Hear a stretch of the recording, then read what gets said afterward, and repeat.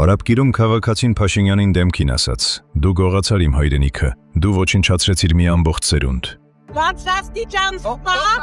բռնի անհետացած և կամ անհետ կորած բարձրաստիճան սպա ունեք, քանի հատ ունեք։ 197 անհետ կորած, քանի բարձրաստիճան, ես ասում եմ, քանի բարձրաստիճան սպա ունեք, բռնի անհետացած։ Ընդհանուր բռնի անհետացածների թիվը 197։ Ինձ համար Վարչապետի պատասխանը զայրացած էր, նա սկսեց թվարկել. «Եթե դու Ռոբն ես, մենք քեզ կկզասնենք, Ռոբին կկզասնեմ, Կալուգացուն կկզասնեմ, Գագոին ու Սերժին կկզասնեմ»։